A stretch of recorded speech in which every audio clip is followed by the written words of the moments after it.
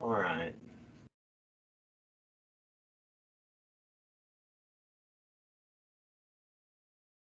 All right, so just wanted to let everybody know that you're being recorded at the moment, if you say anything or whatever, but you can also just send me questions in the chat room. Let me be sure to get the chat room going here. Okay. You should see this chat. All right, now then. Okay, so if you have questions and you don't want to talk, you can feel free to ask the question in the chat room, okay? And I have it where I can see it on my computer if a question comes up. So what we've been doing heretofore has been situating ourselves with sort of the basics of philosophizing, in the sense of, you know, what's the difference between the spontaneous philosophizing that we do, that Jaspers calls, you know, the wonder of the child, the times that adults or really any human makes a judgment, the imagination of those that are neurodivergent to the point of people thinking that they're crazy, and also the myths, the parables, the proverbs, the folk tales that contain the shared wisdom, right? So that, in a sense, is what Jaspers would call spontaneous philosophizing, the philosophizing that's been kept, philosophizing that happens in the moment, but also that's been kept over time because it seemed to be a good way of looking at the world, right? Then we went into the sources of philosophizing, which we recognized with Jaspers as that sense of wonder, which is typically the child, but it is capable of having that sense of wonder till the day you die, you know, at a ripe old age of 130.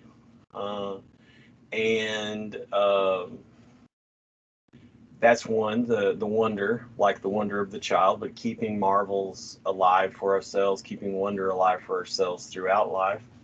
That's one reason that we philosophize. Another reason we philosophize is that we recognize at some point that what we thought about the world, or what we thought about a situation, or what we thought about a person, or what we thought about ourselves isn't exactly what it was. So we come to doubt what we think we know. We come to doubt our belief in what we know about the world, what we know about our situation and the people around us and about ourselves. So that doubt comes in. It doesn't displace wonder per se. In other words, you don't suddenly one day wake up and you're like, okay, I no longer have wonder, now I just have doubt. You kind of can keep going back and forth between the two if you learn how to cultivate it correctly. And the third and final thing that Jaspers pointed out for us was this idea that we should understand how we find ourselves already thrown into a world that is underway, that has lots of predeterminations, lots of categories that have already been worked out that we have to figure out for ourselves.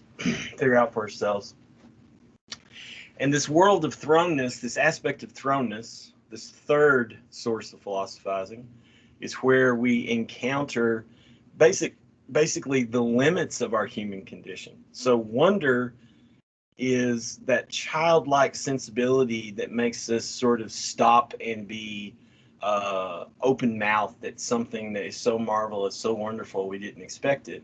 And doubt is that moment that we retreat from the world and are like, I don't know that I necessarily have this all worked out. Thrownness, or the word used in our readings, forsakenness, have the connotation of, okay, I'm not in wonder, I'm no longer in doubt, I am understanding that I need to explore this condition of being human, and that comes with certain boundary situations. That among these boundary situations are that I'm always going to be subject to chance, that I will have to experience suffering because I'm a physical entity in a physical world, that I'll have to experience struggle because I'm both a physical and a social being in a physical and a social world, that I'll have to experience guilt because I am always going to have those moments where I realize I didn't do enough, and that sooner or later I will experience the very last thing that any human can experience, and that is death, or the change from being alive to not being alive. That all sounds really dark and depressing. In one sense, being a philosopher sometimes means that you show yourself as, or you are willing to look at yourself in a way where you recognize there are quite a few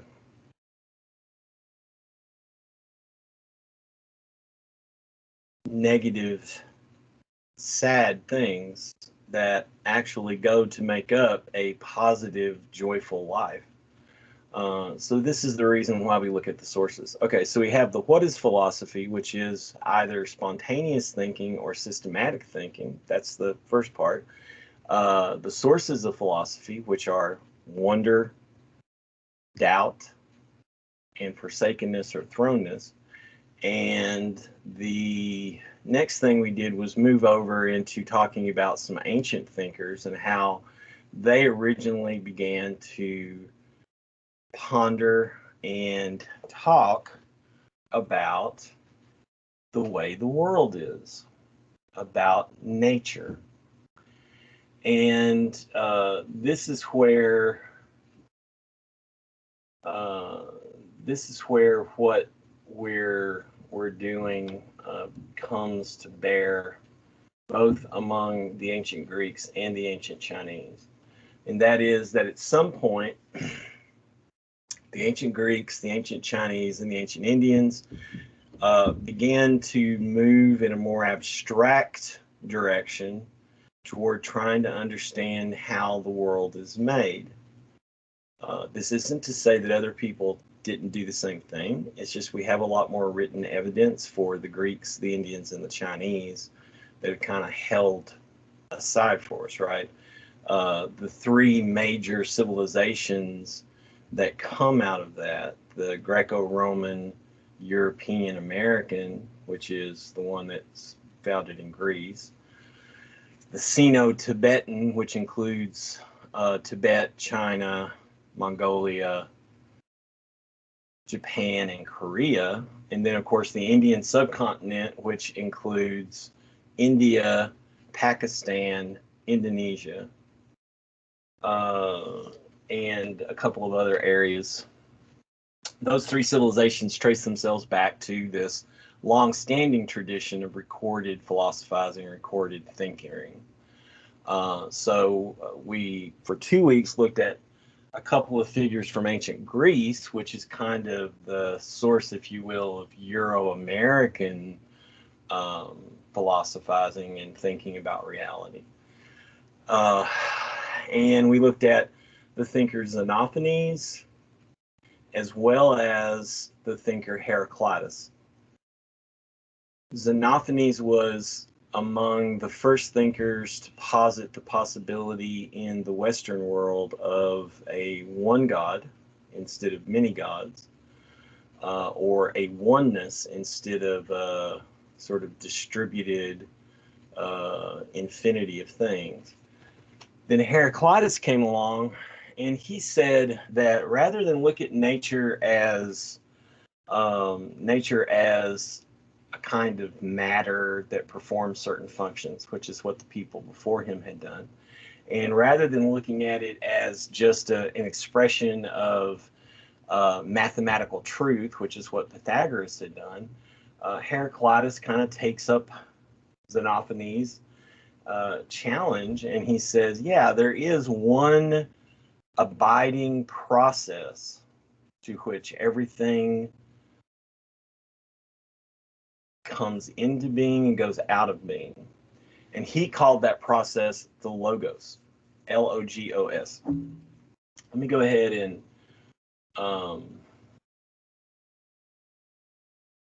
do a couple of little things here.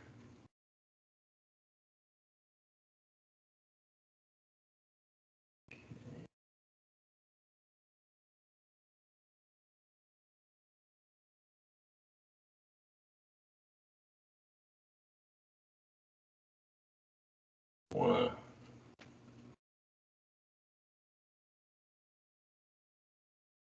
put some words here that y'all can see. So Heraclitus, different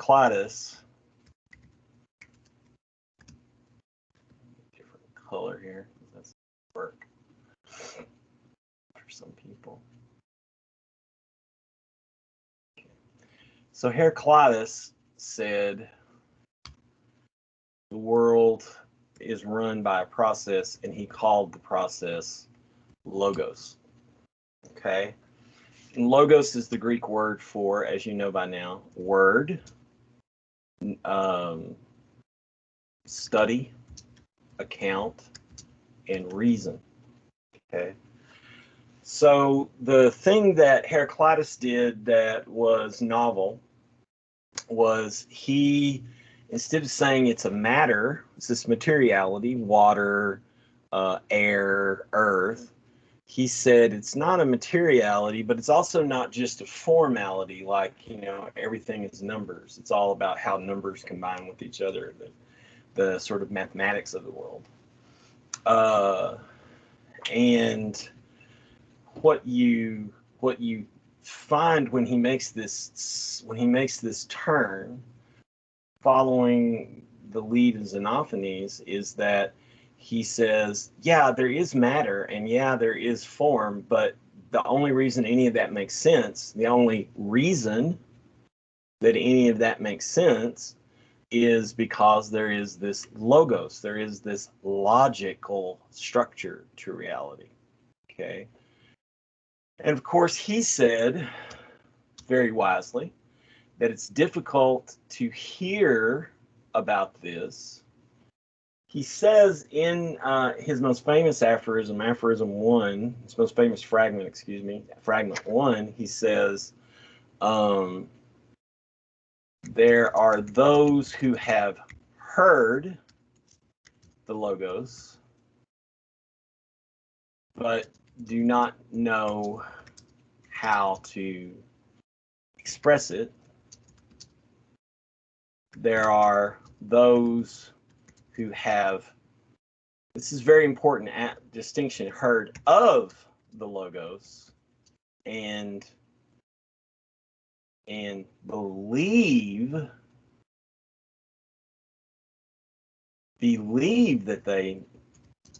that they possess it as knowledge. And then there are those who sleepwalk through the world, neither knowing nor not knowing about the logos. So here with Heraclitus, following Xenophanes, we have the first people in the Greek, or let's put this here again, the Greco-Roman, what we would call the Greco-Roman foundations of Euro-American culture, which also had a lot of influence on what's called the Abrahamic tradition, or Judaism, Christianity, and Islam. Okay. The Greco-Roman had a big influence on the Abrahamic tradition, Judaism, Christianity, and Islam. And in one sense, this is the reason why Greco-Roman philosophy, the philosophy that came out in ancient Greece and ancient Rome, is still practiced in areas of the world that are controlled primarily by these Abrahamic traditions of Judaism, Christianity, and Islam, especially the Middle East over into Europe, North Africa, and then, of course, the Americas and Australia. Okay, let's stop for just a second and make sure nobody has any questions. Does anybody have any questions?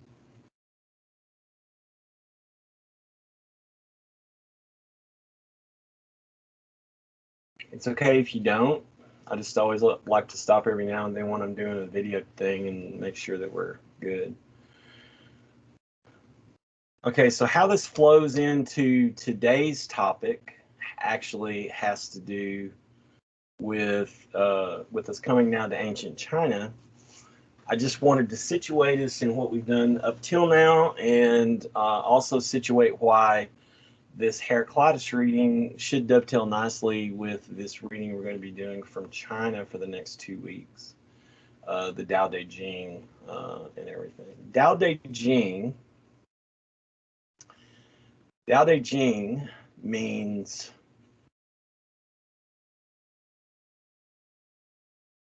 the way of virtue, or, if you will,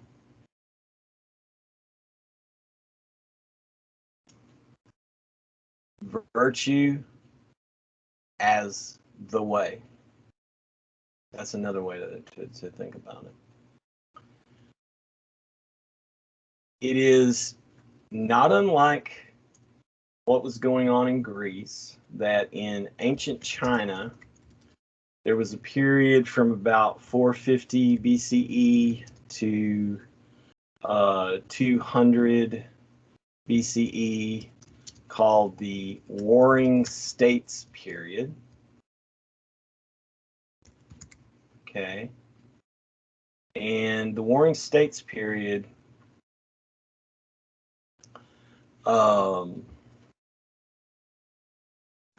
was a time when the majority of China was constantly at war with each other. So, I mean, it's glaringly obvious in the name of the state, the Warring States. There were about, at any given time, there were about 7 to 15 states in China during this period of time.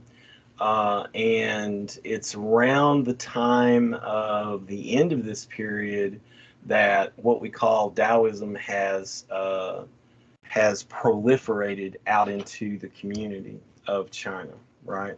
So Taoism, in this sense,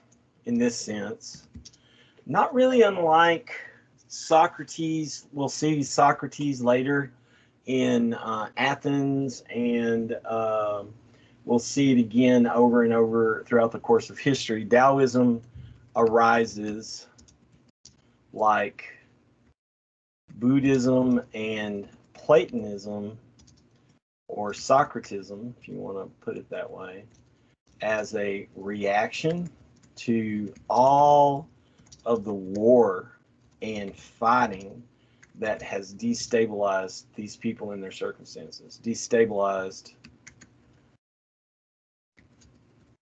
these regions of China, India, and Greece.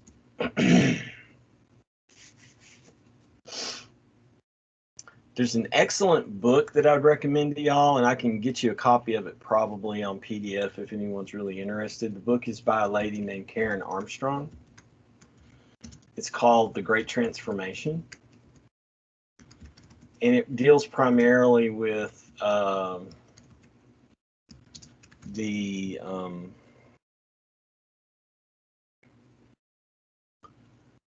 so-called Axial Age.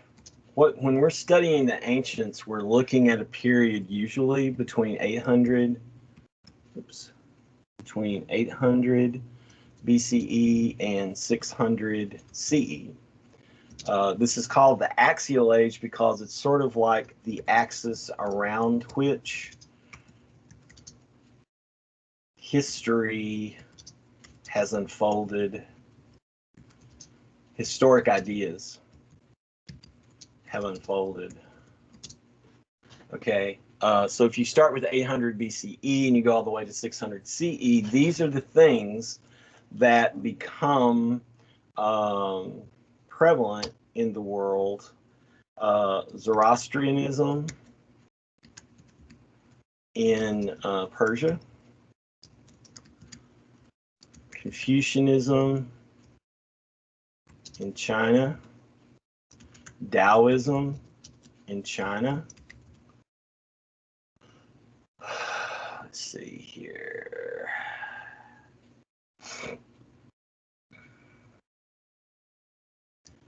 Jainism in India. India. Buddhism in India. Vedanta Hinduism in India. The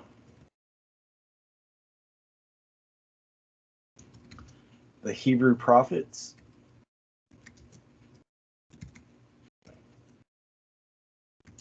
Prophets and judges in Israel, Judea. Okay. Platonic and Aristotle, well, let's say all of the philosophers, all of the pre-Socratic philosophers, up to obviously Socrates. That's why they're called pre-Socratics in Greece. And I could keep going on, but I'm not going to get too much more deeply into this. But this of course gets us to a certain point. Then you have Christianity and you have Islam. So between 800 BCE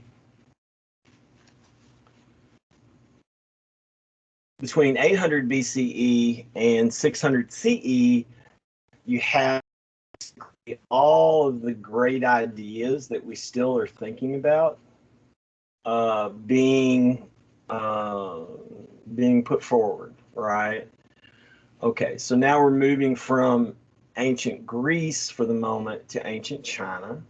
Taoism, as I said, arises during a period not unlike Buddhism and Platonism, Socratism, where the region that it arose in had been in a lot of wars, civil wars, and a lot of fighting in general, not getting along. And these ideas kind of made their way to the forefront. Okay. So basically what I'm going to do now, and hi Eunice, if you have any questions or anything, you can type them in the chat if something doesn't make sense. I'm going to go down here now, and I'm going to take us to the basic concepts. I just want you to understand, like I said at the very beginning, I'm not trying to get you to learn Chinese, my own Chinese, despite the fact that I am the co-translator for this text with my beautiful colleague Lu Wenlong.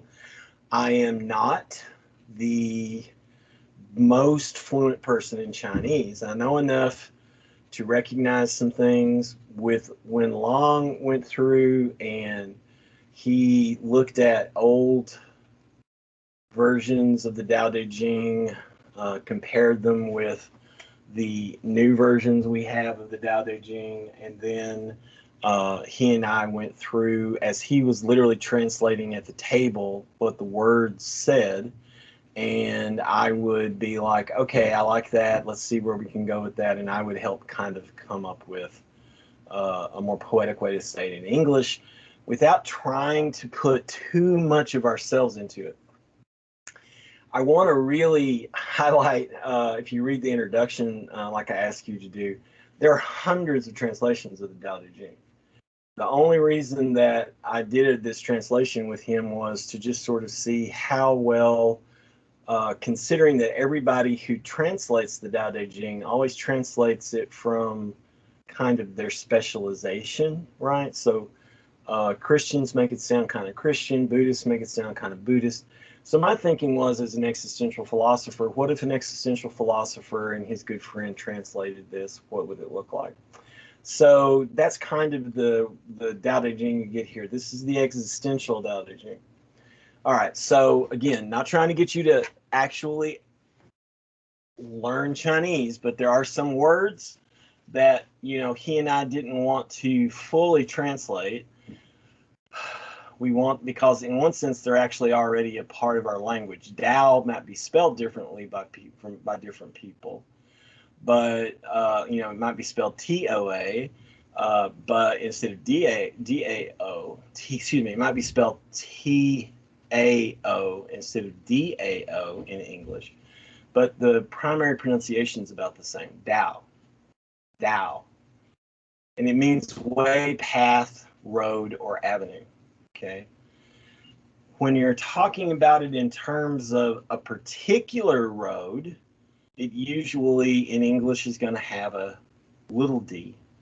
But when you're talking about it as the way of all things, it'll have a capital D. So my argument that I want to make, you've already read Heraclitus's fragments. So you know that Heraclitus thought that the Logos kept everything in motion and everything changing, right? And his famous statement, you can't step into the same river twice because the world is always flowing and changing and turning into the next thing. So his Logos is very similar to what Lao Tzu, the person supposedly who wrote this text, to what the Chinese thinkers thought of as Dao. Dao is the Logos. Dao is the way of all things, the process of all things, right? Duh, and I don't mean D-U-H, or like duh, but I mean duh. Duh, this is this word, and it just means virtue or excellence. And actually, if you were to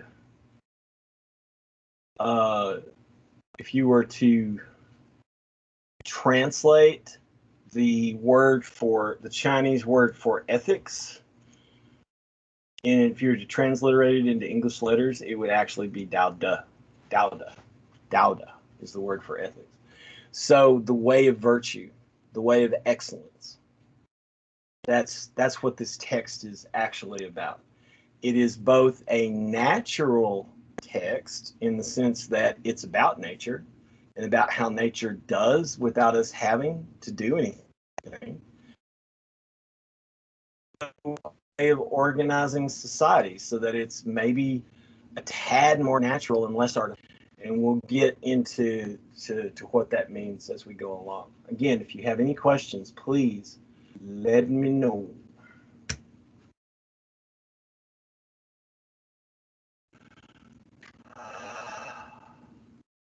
All right. There are a couple of other words here, but I'll just come back to those as we actually do some of these, look at some of these poems. Okay. So the first poem that we're going to look at is going to be poem 1. Okay. Go ahead and go to this one. Now, the Dao De Jing, when it was originally put together, may have been put together in a different order. So when you're, this is one of the things that we're kind of capitalizing on in our translation.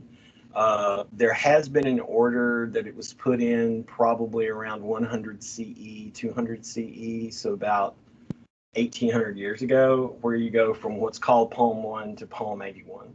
But older versions of it have been found, which seem to mean that it starts actually with poem 38, the way of virtue, the book of virtue, and then it goes into poem 1 through 37, the book of the way, or the book of Tao.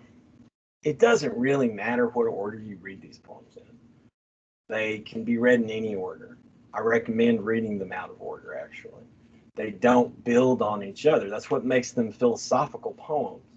They, on the one hand, they reflect each other, but they don't, as Jaspers would say about anything scientific, or commonsensical, it doesn't build up knowledge going from poem 1 to poem 81 in some kind of linear way. All it does is sort of keep you circling around some concepts that otherwise would be really difficult to talk about.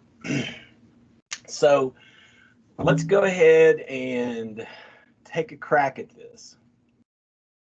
Remember that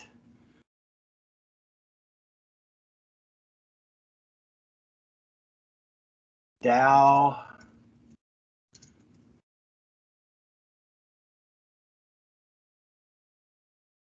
means way. Okay. So what I'm going to do here, just for this first couple of readings, is I'm going to go ahead and just use the English words, so it's a little bit less, intimidating. The way expressible in words is not eternal way. Path, or you could say path expressible in words is not eternal path. The name that can be named is not the eternal name. The nameless is the origin of heaven and earth. The nameable is the mother of 10,000 things. Therefore, always be without desire to observe this mystery.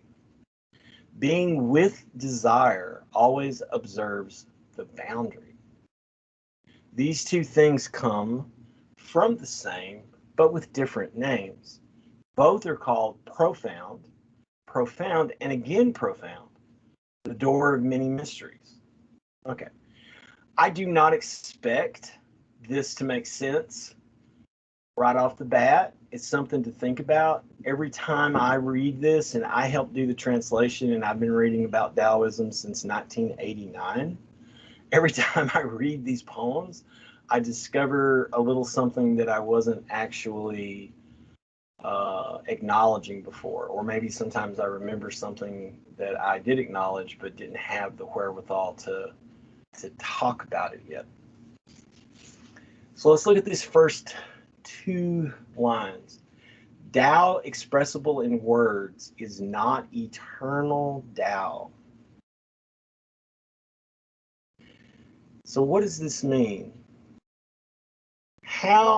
The first thing to actually ask ourselves, especially since we're in this issue of the logos, right? Thinking about the word reason, how things can be reasonable, how the world is organized in a rational way.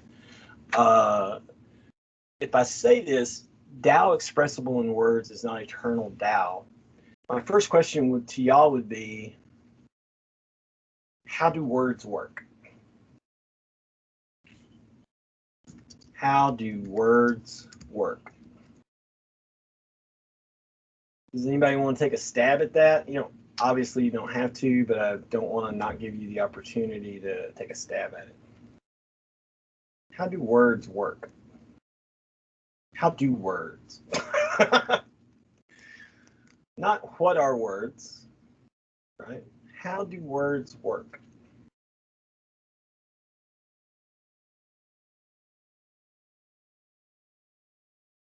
Well, do words work? How well do words work if, say, you started to talk, but you never ever finished talking? Do words work by going on and never stopping? Or do they work by starting and stopping and allowing response? Isn't that more along the ways that the words work? At least in terms of being something where we're trying to share knowledge and share thought. Tao expressible in words is not eternal Tao. The way expressible in words is not eternal way, eternal path.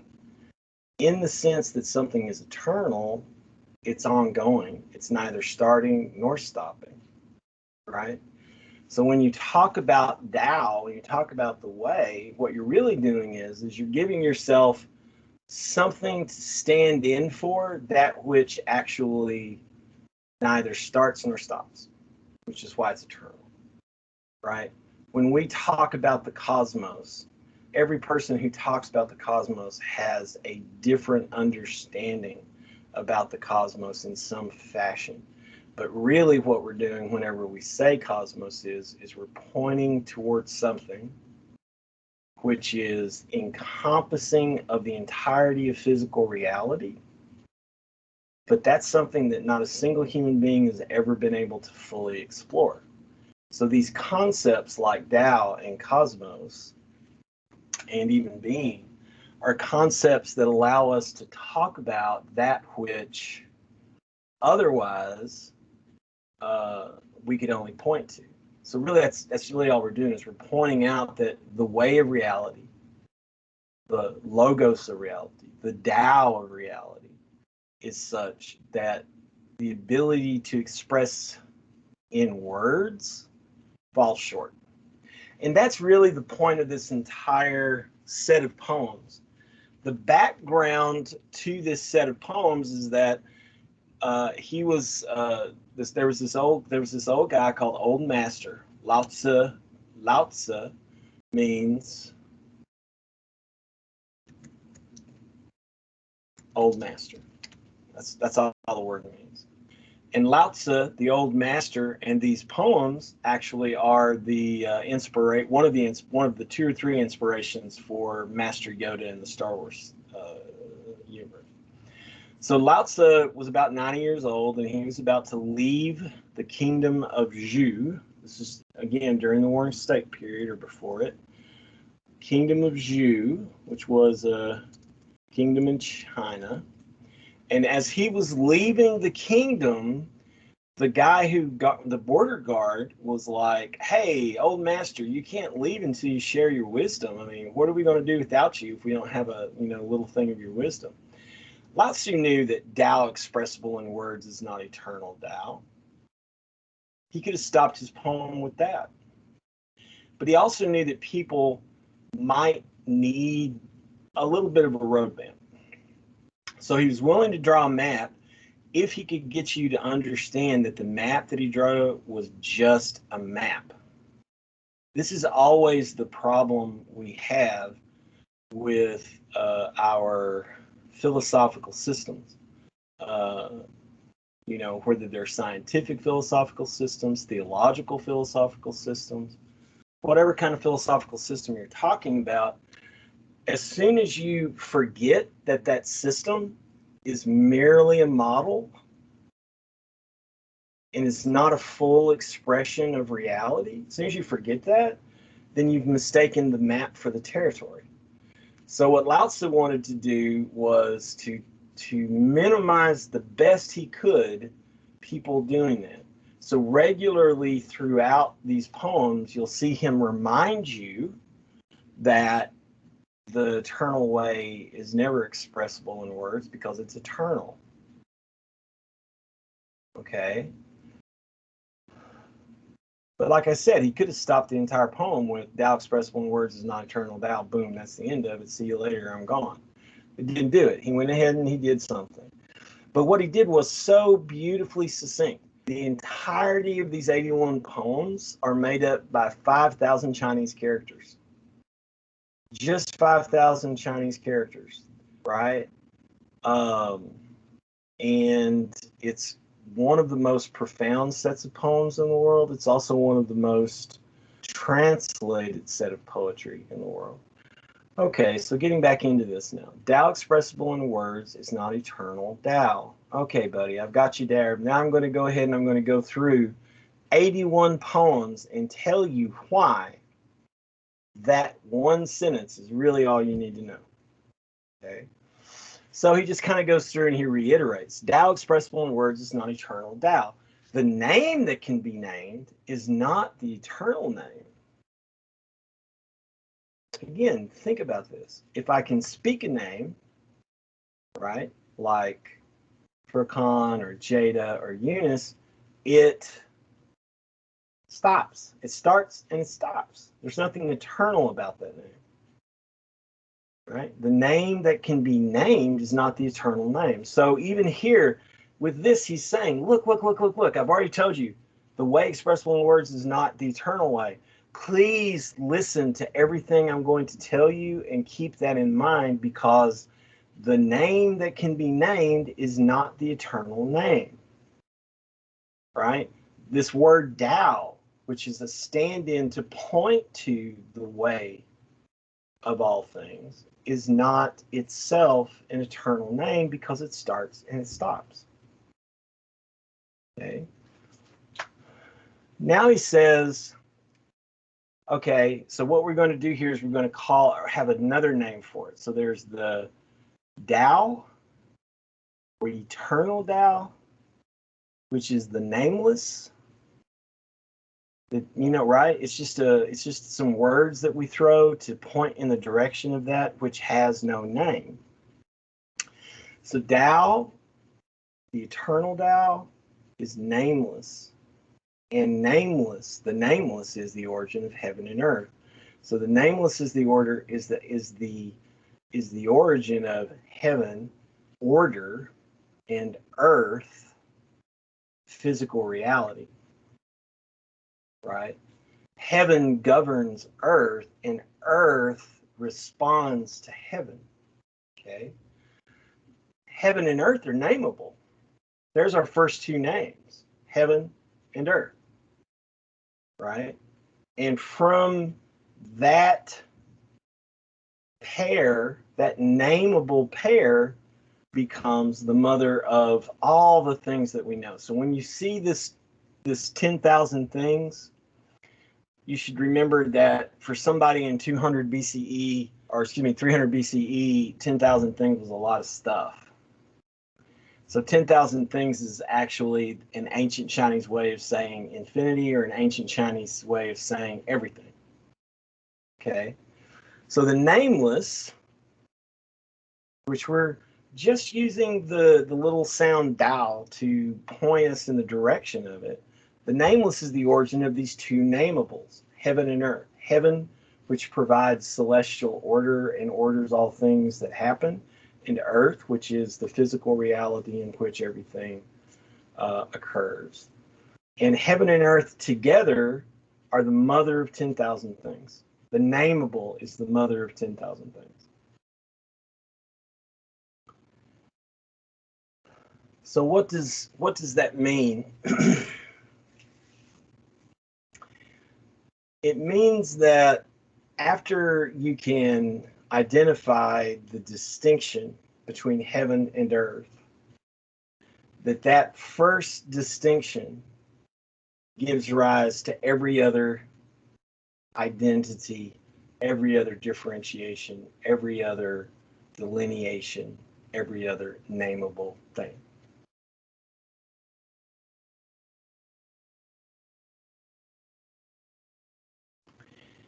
And now we get into something I think really interesting, because it's part of the way that he wants to remind you to take care. Therefore, always be without desire to observe this mystery. What's the mystery? The mystery is that the eternal Tao has originated heaven and earth, and heaven and earth have hence from that originated all things. The mystery, however, is that the nameless can give birth to the nameable, that the Tao can facilitate the coming into being of all these things that have their own way in the world, which is how we identify, right? You don't identify water as earth. Water has its own watery way of being. Earth has its own earthy way of being. You don't identify your hand as your foot. Hands hand in a way that foots don't, and foot's foot in a way that hands don't, right? So it's this idea that the nameable is that which allows you to say this is this. But notice that your ability to say this is this, it really works off of the starting and stopping and allowing response. It really works off of the going on, the starting and stopping, and getting response, it really, and when you recognize that, okay, it takes you back from a world of an infinite variety of things to a world of a few things to a world of two things to oneness. The oneness is a possibility only a very few people have ever experienced.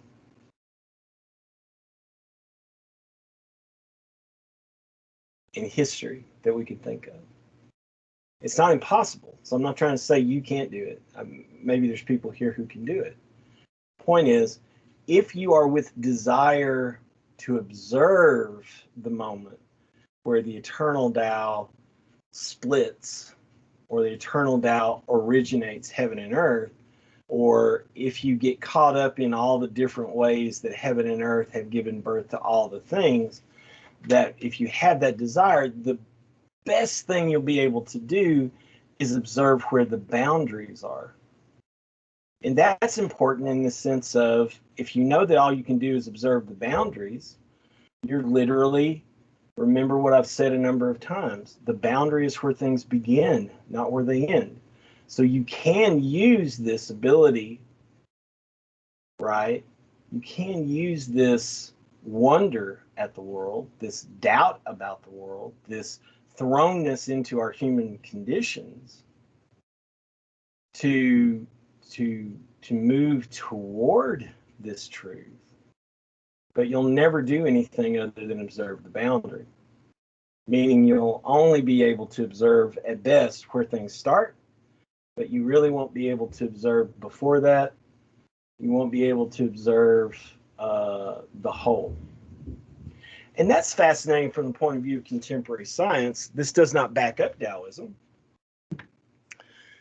as more scientific than other philosophies, but it is interesting when you think about the Big Bang, right? When you think about the whole notion of the Big Bang is the moment of one becoming two, becoming three, becoming all. And what I mean by that is, so you have the one singularity that's there right before the Big Bang. Remember, I've said this a number of times over the course of the last couple of weeks. There is no time and there is no space before the Big Bang, right? No time, no space. You might even say, with the Big Bang, right, the moment of the one becomes two, time, space, heaven, earth. The moment of the Big Bang is where the one, the singularity, becomes two, time, space, time, heaven, space, earth, heaven and earth. Once there's time, space, you go from before the Big Bang, nowhere. After the Big Bang, possibility of now here. Because see, there's that slash, there's that little bit of separation that occurs. And from it, from time space coming into being, there's a third motion. And once you have time, space, once you have time, space, and motion, once you have the one becomes two, becomes three, then you suddenly have everything beginning to divvy up and become differentiated. So with time, space, and motion, right? Now you've got an infinity of stuff we call cosmos, cosmic reality. But what he means when he says that all you can do is observe the boundary, he actually means by this, you'll never get to a place where you can observe, if you will, the before, right? You can never get to the place where you can observe what happened before there was any time, before there was any space. You can get up to that boundary. That's the best that you're going to ever do. Okay. Being with desire always observes the boundary. So this interesting aspect of this is he's not saying just trust it. He's actually just saying your wonder tells you that everything sort of interdependently holds together. Your doubt tells you that you may not understand, or what you thought about how everything holds together may not be the way that it holds together. Your forsakenness allows you to explore, your thrownness allows you to explore chance, suffering, struggle, guilt, and death, all of these boundaries to the human situation, so you can find purpose, find joy, find ease, find innocence, and find a way to birth yourself into a greater life, right? So what he's basically saying is mitigate your desire. It's too much desire to try to understand everything. Okay.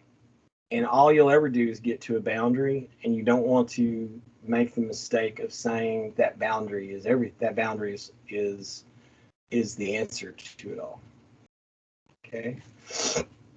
These two things come from the same, the nameless and the nameable. All right, that's the two things. The nameless and the nameable come from the same, but with different names. Both are called profound. So there is a way where through science, through theology, through art, right, through science, religion, and art, there are so many ways that you can get close to possible models, get close to possible understandings. You can be very profound. You can achieve a level of completeness in scientific thinking, a level of consistency in theological thinking, a level of imaginative differentiation in artistic thinking. But sooner or later, you've got to recognize that whatever the boundary is that you're exploring to its depths, it's not the whole. Okay? Profound and again profound, the door of many mysteries. So here when we talk about mysteries, what's generally meant, this word mystery is a Greek word, mysterion,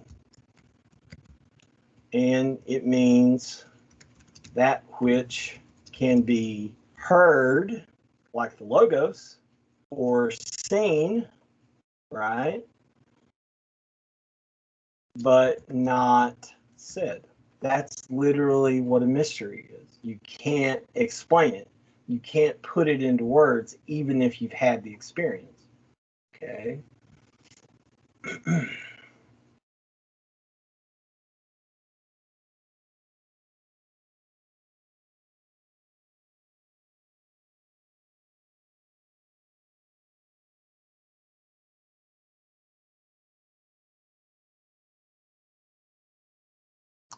So what we get then from understanding that everything happens at the boundary is moving in a direction in which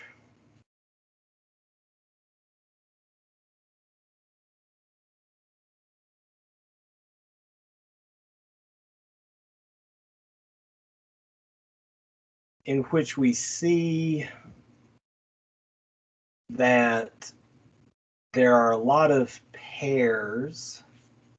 I've talked about this at length too in many of our discussions, that there are pairs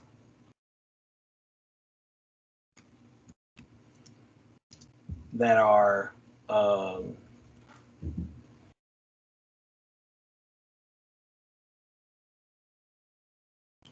indivisible.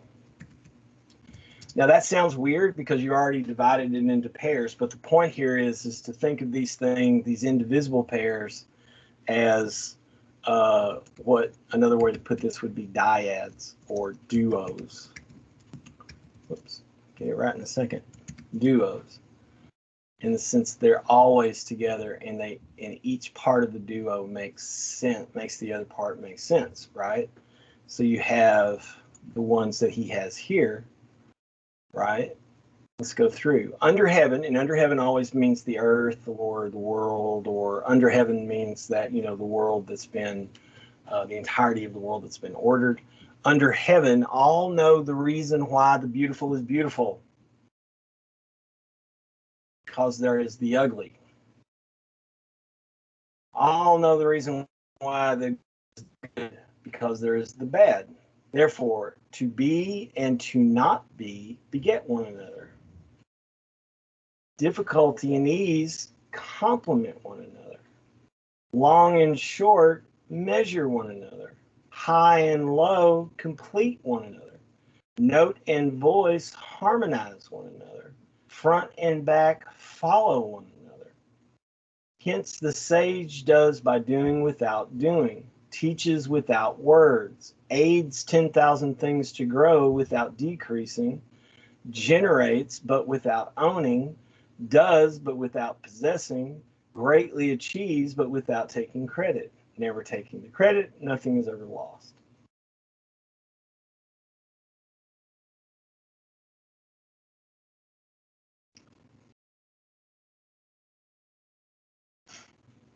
Under heaven, so on earth or under, you know, in the cosmos, in the ordered world, the beautiful order of the world, all know the reason why the beautiful is the beautiful, because it's always with the ugly, right? It stands out.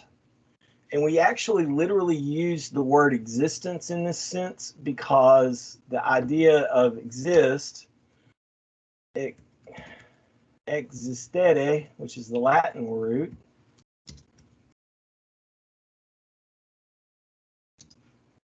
existere means literally, it means to exist. That's we're just taking the word over from Latin, but it literally means to stand out. So when we talk about these dyads or these duos, these indivisible pairs that always appear so that one actually gives definition to the other and back and forth, right? They both imply each other. That beauty stands out because of ugliness, and ugliness stands out because of beauty, and reason, good stands out because of badness, goodness stands out because of badness, badness stands out because of goodness, right? Difficulty stands out because of ease, long stands out because of short, high stands out because of low, note stands out because of voice. And this notion of note and voice is simply the idea that there's a music to the world that the voice can harmonize with. So in other words, there is sound, note, and then there is a voice that speaks. Otherwise, there wouldn't be any of this. Front exists or stands out because it stands out against the back, and vice versa, right? This is what it means. So in a sense, what we're talking about here with these indivisible pairs or dyads or duos is the notion that each co-implies the other, right? Each co-identifies the other.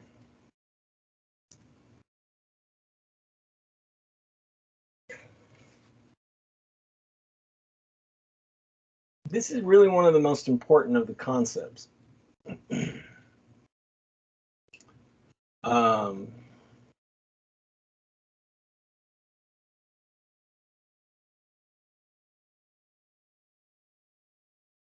What I'm going to do here is share with you a picture.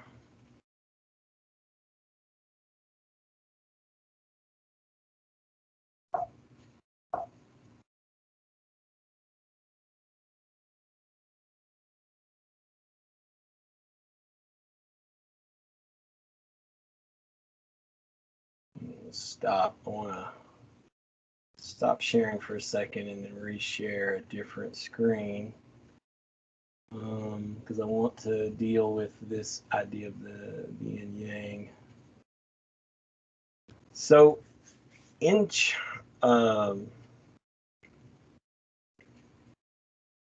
Chinese history, there's this symbol. It becomes very important to Taoists. It's called the yin yang symbol. Yin represents the feminine, yang represents the masculine. Okay, or yin represents the passive and yang represents the active. I'm not too sure that keeping the masculine feminine distinctions actually helps as much because I am of the belief that masculine and feminine have been performatively changed in our society, in our culture. So and so I think we want to be careful with that. But the idea here then of the each implies the other, you see it nicely here. Night and day, night and day. The moon and the sun, the night and the day, the stars and the skies, right? Let's look at some of these other ones, something I kind of want you to see here. If I can find, oh, yes, here we go. So originally when these were first being done, and this is not a great example of it, but originally the idea was that you had two kois swimming in the cosmic ocean, two koi fish. So I can find that. Here we go, this is better. You have two koi fish swimming in the cosmic ocean. Getting a little bit closer to the one that I want. And one represents, here's another one that's not too bad. One represents a certain kind of energy that's very active, and one represents a certain kind of energy that's very passive. So you fire and water. Now, fire can burn through something, but it has its limit with water. And water can drown something, but it can also be boiled away, right? So they interact with each other in a certain way if they're not kept in balance. That should remind you a little bit of some of the things that we've talked about before, right? That we get out of balance, we get out of, in a sense, out of control. Here's another one that represents the phoenix and the dragon. Here's another one that's really pretty, the night and the mountains and the dawn and the ocean. Anyway, you can do a lot with this concept. Okay, let me go back to different window here, back to the Dao De Jing one. Okay. All right. All right, does anybody have any questions right now? Are we doing okay question-wise, or y'all lost? I always like to at least ask. Okay.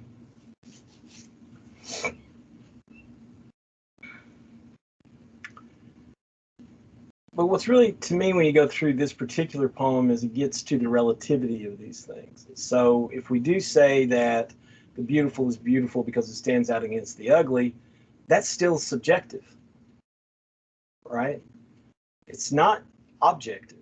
And I think this is another reason why sometimes philosophical, especially existential work, is not valued by some people in the sciences, by a few people in the religious world, and also by a few people in the artistic world. That's because it creates a kind of relativism if you're not careful, right? But in all reality, the world is your experience of it. And there's a way to refine your ability to experience the world by keeping alive your wonder, by perfecting your ability to doubt and be uncertain, by perfecting your ability to explore the boundary situations that make up the human condition, right? Which then leads you to explore other kinds of boundaries and other kinds of ways of thinking about the world. But in the end, it is the case, not everybody is going to say one thing, this thing is beautiful. They may actually flip it, and the thing that the beautiful is standing out against that you call it, what you call the beautiful is standing out against what you call the ugly. The other person may say, well, I'll grant that the beautiful and the ugly co-imply each other, but to me, what you're calling the ugly is beautiful, and what you're calling the beautiful is ugly, right? That actually doesn't take away from this insight. The insight, oddly enough, is objective, but the experience that you'll have in having the insight will always be subjective. So we can objectively say that something only stands out against that which gives it a relief to stand out against, another part of it that implies it. But okay, that doesn't mean that every time someone notes the pattern of like the ugly standing out against the beautiful or the beautiful standing out against the ugly, that doesn't mean that everybody would see that.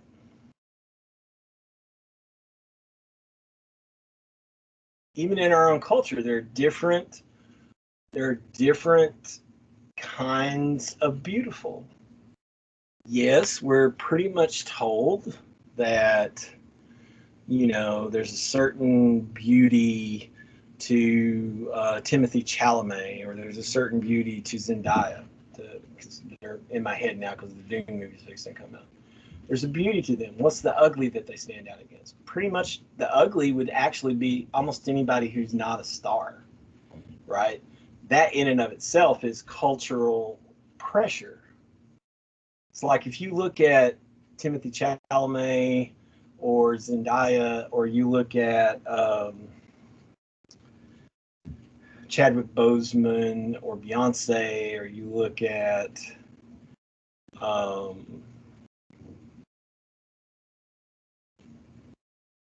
Bruce Lee or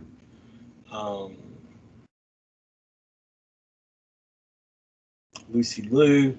These are all, you know, these are different, what we would call ethnicities or races. But one thing that you begin to kind of see is that there are certain patterns to what Americans consider to be beautiful.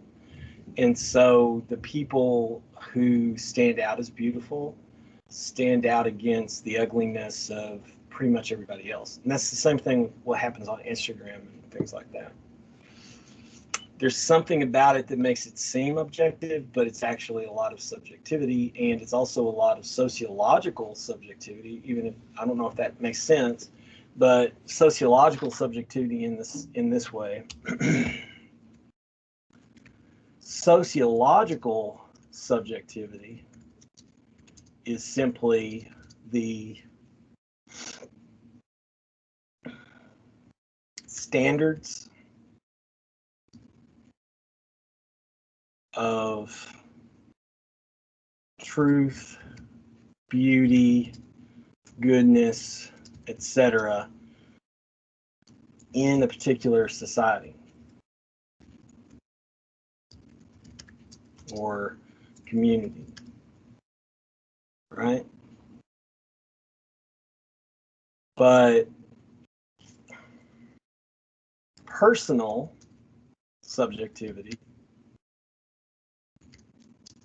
is simply the standards of truth, beauty, goodness, etc., that to which a person subscribes, to which a person subscribes.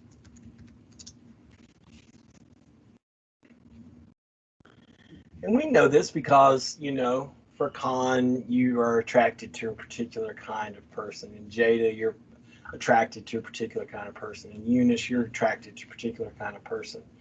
No, very rarely, if you are friends with someone and they start dating someone that you find physically unappealing, would you say to them, you're stupid for going out with that ugly person? We all know how easy it is to screw up a friendship that way, right? Even if it's a family member, right? It doesn't make any sense to say it. I mean, it's not that saying it doesn't make sense. It's simply, why would you tell somebody that you think that they're better than this ugly person that they're going out with? That just doesn't make any sense. Yeah, okay. But it goes on farther. You know, what some people find to be difficult, right? It is very difficult for me, and it always was, not just because I haven't trained to do it my whole life, but it was always difficult for me to do certain kinds of physical activity that other members in my family, my cousins, and other people I knew growing up, it was just the easiest thing in the world for them to do this physical activity, right? It's difficult for me literally I love animals. I love pets. It's difficult for me to be around pets because, like right now, the reason we're doing this is my eczema flared up so much from stress and being around a friend who had a very shitty dog. And then, you know, it's just this culmination of stuff. I love dogs. I call myself a mountain dog. I love cats. I call dogs my favorite kitty. I love these things, but you know what? It's difficult for me to be around them because I'm allergic. What's easy for some is difficult for others. On the other hand, where my friends and cousins who were all really great at athletics, really great at physical activity, I generally found it really easy to do the stuff that they found difficult. All the, you know, reading book after book after book and talking to people about subjects that I didn't understand but wanted to learn more about. That itself is a gift, right? It's easy for me. The difficulty and the ease, however, are complementary, right? If I only do the stuff that's easy for me, then I'll never actually get much out of those moments of difficulty. If I do give myself over to doing something that's difficult, over time it will become easier. So that's another thing, right? So maybe I'm not interested in a lot of that athletic activity, but there are ways that I could have kept pressing myself if it's what I wanted to do, that I probably could have made that easier for myself, right? It's kind of the same thing with people who don't study as much as they should. Studying might be really difficult for some people. Reading might be hard. Remembering things might be difficult, but if you don't practice, then it'll just stay difficult. Okay, I think that's probably enough on poem 2. Well, I do want to kind of drive home from this point then would simply be, let me go ahead and open up our canvas so you can take a look at what we're doing, and maybe y'all can understand this next project a little better.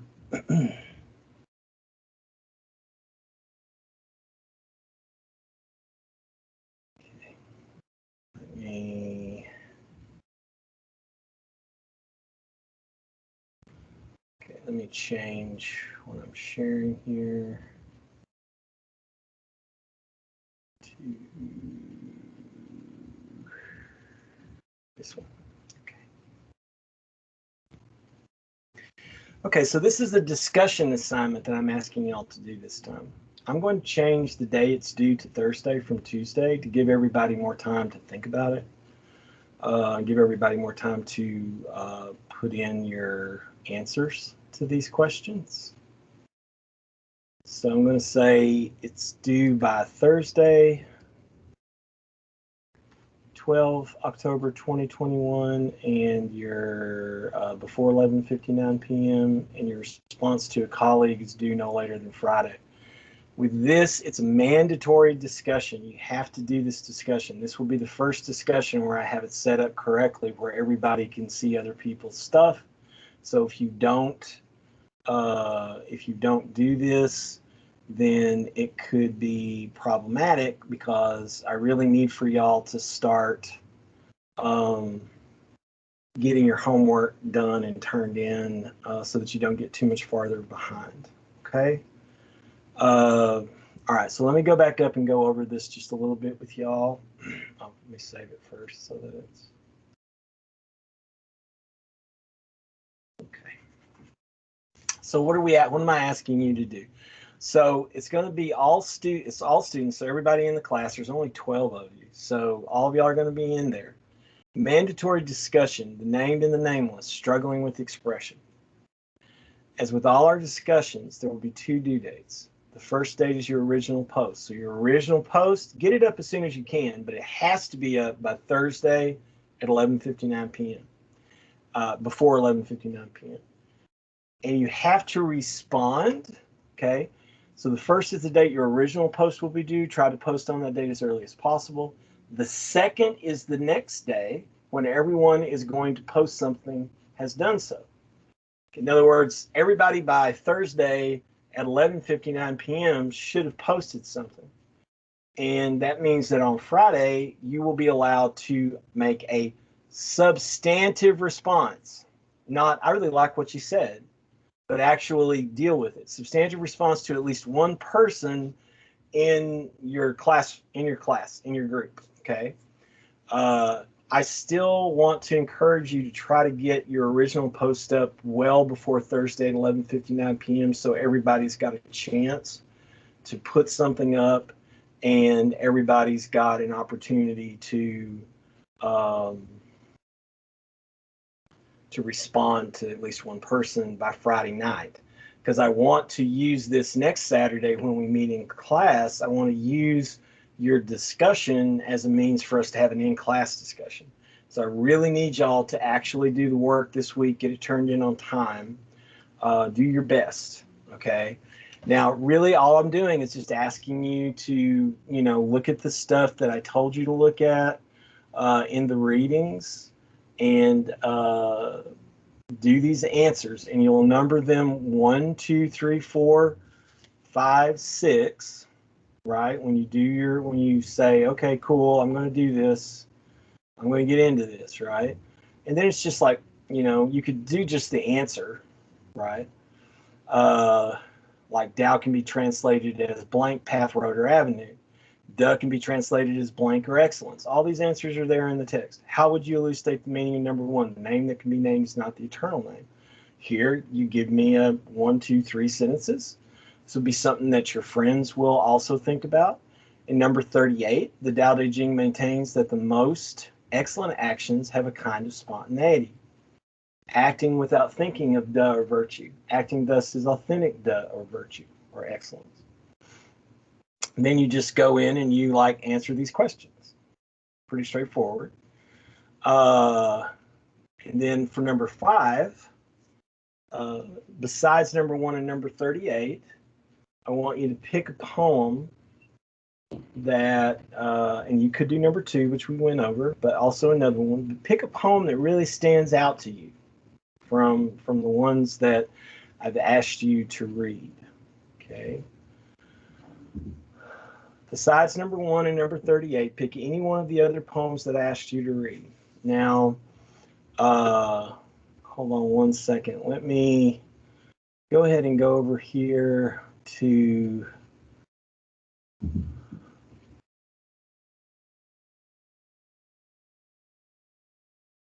this, go down to, where are we at? Dao De Jing.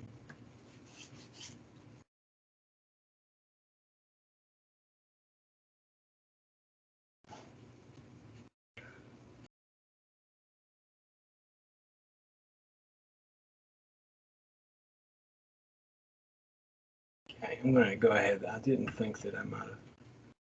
All right, just because I probably didn't do this the way that I should have. please read poems 138 through 40, 2, 3, 4, or 2 to 4, and number 11. Those are the only poems I'm asking you to read. So that's 1, 4, 7, 8. 8 poems is all I'm asking you to read. It'd be awesome if you read the whole thing, because in Chinese, it's only 5,000 characters. In English, it's also not that many words. It's just, you know, really short poems. It looks like it's more than that, okay? So you want to read these, and these are the poems I'm asking you to really pay attention to, okay? All right, just want to make sure that I did that because, all right. Okay, so you're going to read poems 138 to 40, 2 to 4, and 11. This is basically a glorified worksheet that y'all are doing. So you just go through and you answer these questions. And then as you read through the responses of your colleagues to make your response, I just want you to write like at least 150 words, wherein you kind of acknowledge what they're thinking about and what they said, okay? This really doesn't have to be very difficult, okay? Let me think now. What else is there? That's it, substantive. So let me go over this part, since, you know, I didn't really go over this, I think, the first time we were doing discussions, and then I messed up and had everybody in too many groups so that nobody was able to comment to anybody. So again, the expectation is that this will be due Thursday, October 14th.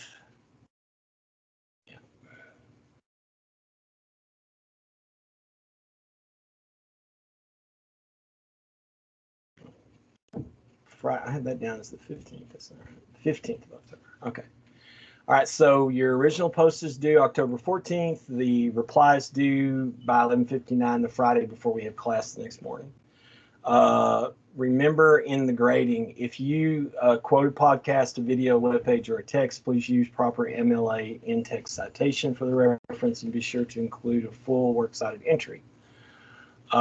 Besides making sure your reference is in the proper format, your original post and subsequent reply to a classmate will be graded on your ability to satisfactorily and thoughtfully discuss the prompt above, while maintaining the proper grammar and spelling befitting a professional academic setting. Simple agreement or disagreement is not considered thoughtful discussion. So replies such as "I agree" or "Wow, that is a brilliant idea. I think you're right about that." That won't count for very much, if anything. Okay.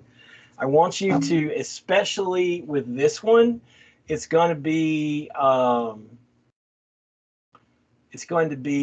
number 5 and number 6 that should give you a room to make a substantive response to your colleagues, right? So be thoughtful about this stuff, and when you get to number 5 and number 6, that's probably where you'll be able to make the most substantive replies to someone. So you want to read their number 5 and their number 6, and just kind of have an idea of what all they got up to, and kind of talk about it. But not, "I agree, you're so wise, that's a wonderful point, blah, blah, blah." I'm not saying you can't say that, but you really need to expand on it after that, okay? All right. I'm going to go ahead and put the file section here. Okay. All right, everybody.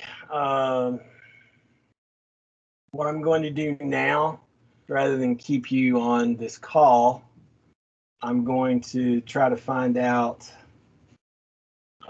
if you have any questions before I, turn things off. Is there something that you are wondering about?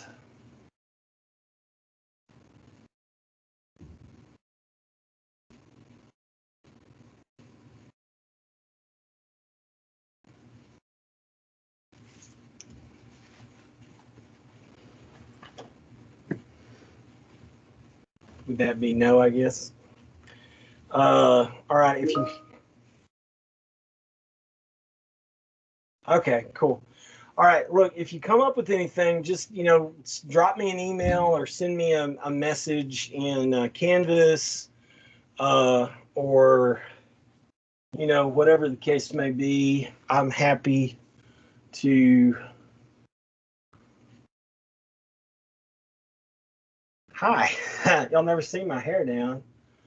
Okay, I'm happy to answer any of the questions that y'all may come up with after today, before you have to do this other thing. I appreciate y'all going through all the trouble to be with me today for this Teams meeting since I wasn't feeling good. And I will talk to you next Saturday. Again, if you need to talk to me, send me a note. If you're not understanding something, I'm happy to get on the phone with you for a little bit and talk about it. Okay?